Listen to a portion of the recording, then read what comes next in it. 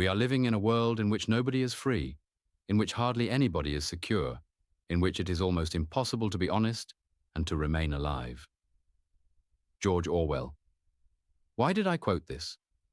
Because we've arrived at a point in human history where Orwell no longer feels like a prophet.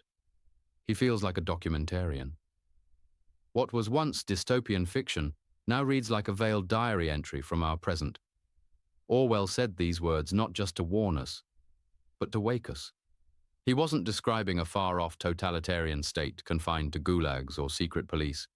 He was speaking to the slow suffocation of human dignity, the kind that seeps in not with jackboots, but with algorithms, not with decrees, but with distractions.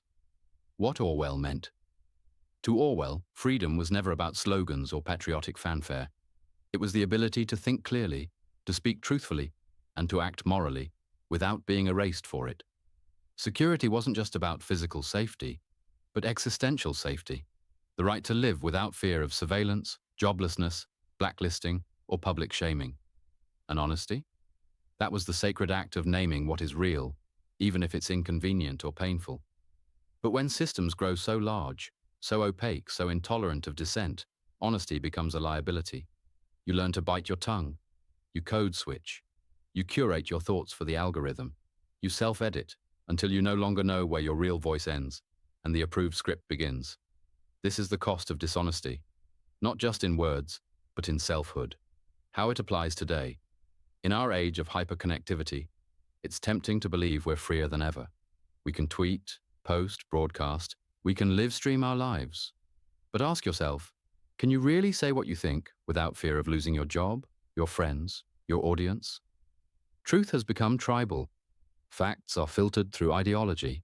Algorithms feed us not what's true, but what's engaging. And in a world addicted to outrage, honesty isn't rewarded. It's punished.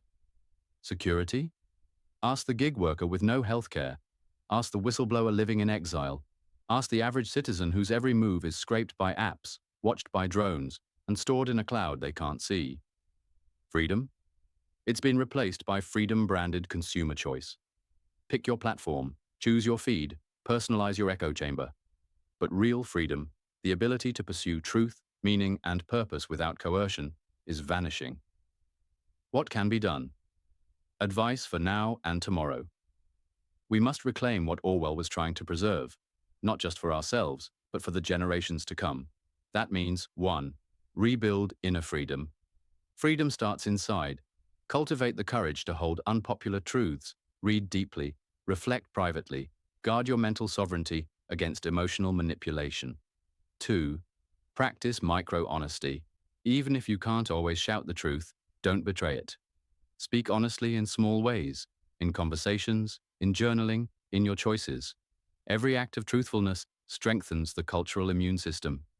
3. Create autonomous zones of thought.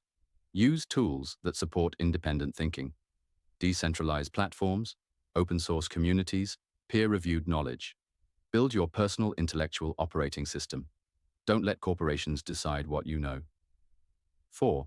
Protect the vulnerable. Security is not just about defending your rights. It's about expanding the circle of safety for others. Stand with whistleblowers, journalists, and dissenters. Support laws that defend transparency and civil liberties. 5. Reject performative conformity. Refuse to play the role you're expected to. Say no to virtue signaling, to ideological purity tests, to weaponized outrage. Choose authenticity over applause. Be human, not a brand. 6. Become a curator of reality. In a world drowning in content, your job is not to absorb more, it's to filter with discernment. Ask, is this true? Is it useful? Does it bring light or heat? We don't need more opinions, we need more wisdom. Final reflection. To live freely, securely, and honestly in our time is an act of rebellion. It is a radical commitment to truth over comfort, to curiosity over control. But it's also an act of hope, because if enough of us resist the machinery of manipulation, if we choose to live not as products, but as persons, then Orwell's words need not be prophecy. They can be warning, and we can still change the ending.